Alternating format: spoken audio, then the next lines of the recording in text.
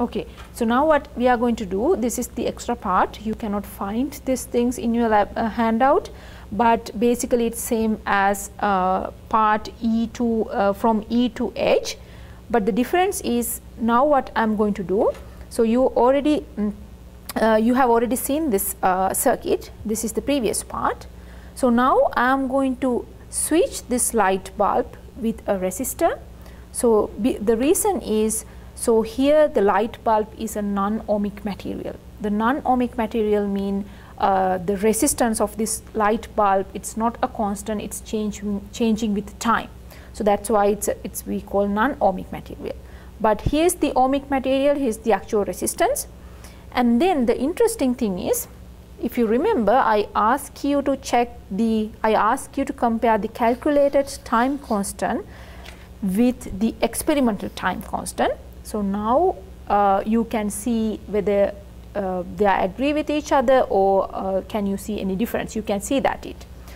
But now by doing this part, you can understand why I decided to switch light bulb with the actual resistor. Okay, so the thing is, we should know how we can read the resistance. What is the resistance of this resistor? That is very important.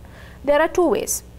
So you can directly, you can read the resistance of this circuit using the multimeter directly, or by looking at this color you can check the resistance. So let me tell you how to read the resistance of this resistor by looking at this the color lines. Okay, so the way you should do is, and my recommendation is like this, you can just Google it, how to read the resistor colors like that, and then you can find several videos, so then it will explain how to read that, but let me explain it again here as well.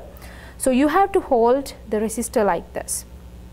Okay, so the 4 lines starting from here this way, it is not this way, it should be like this. You have to hold like this. Okay, so now let's check the first color line, that is green.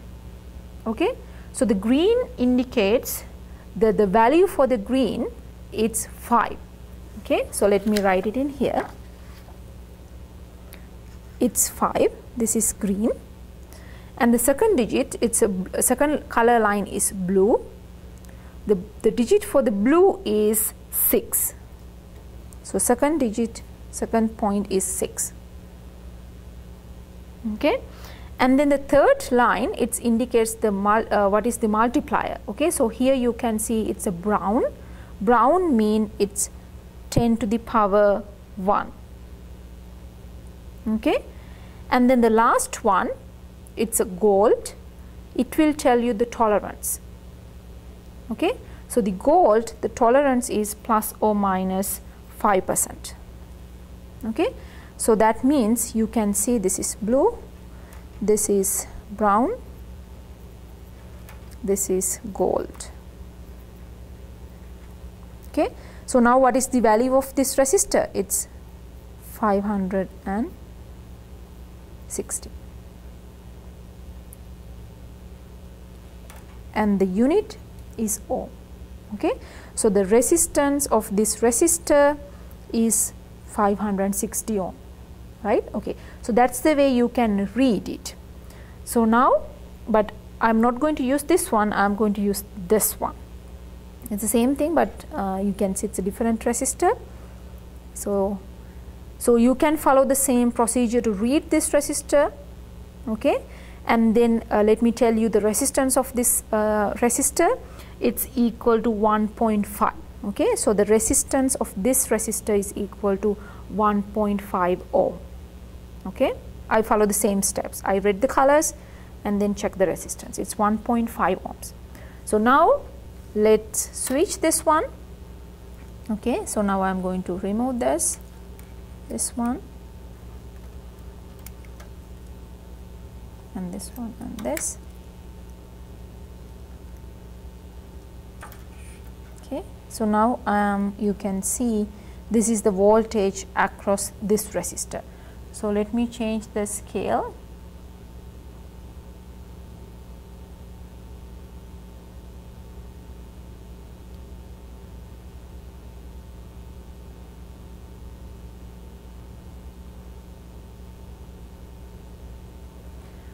Okay, so here you can see voltage across this resistor.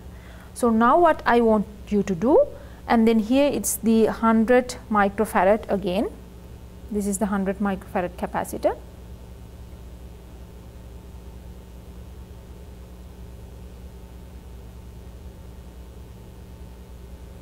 Okay, so now what I want you to do, we have to do the same thing as part E. So we measure the maximum voltage V max. Okay, so let's measure it here, V max, and you can see the maximum voltage here. Okay, and then you can do this small calculation, V max divided by 2.718, and then find this value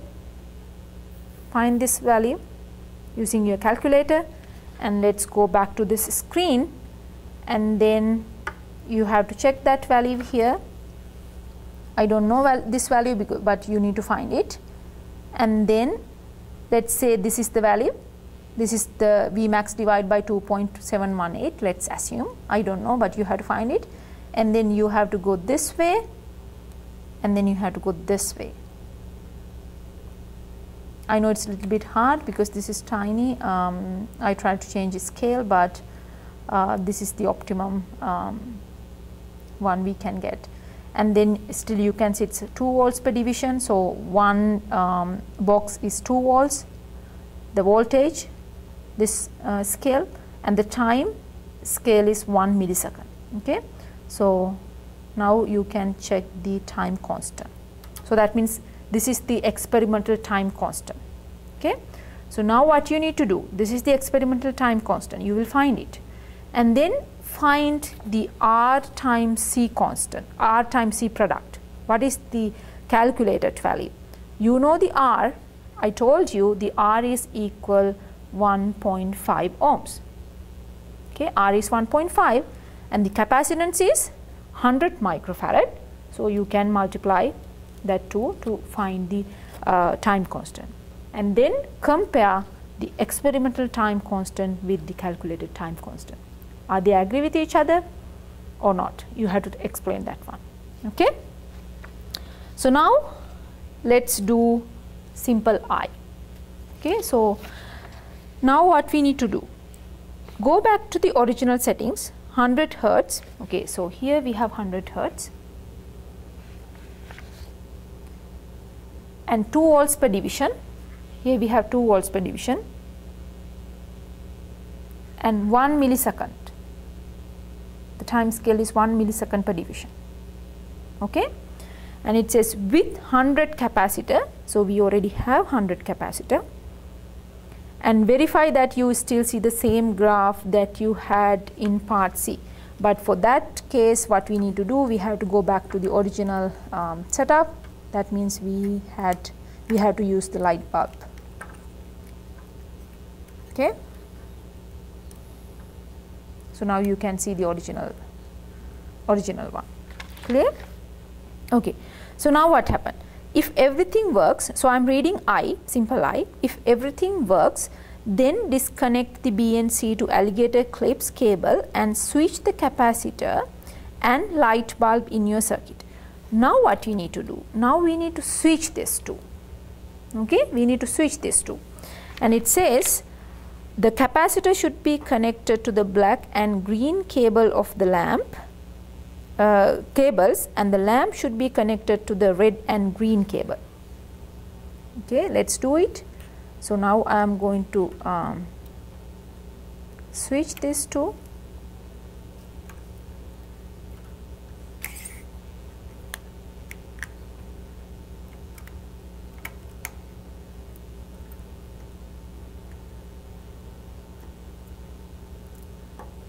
Okay. Okay, so now I switch this to, then now display the voltage across the capacitor. So now we need to display the voltage across the capacitor on the oscilloscope. So now let's connect like this and like this. Okay, so now see, now check what you can see here. So let me move this one a little bit.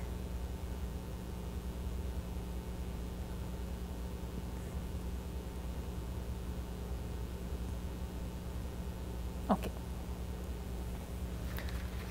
So now display the voltage across the capacitor on the oscilloscope and draw your results in the diagram below.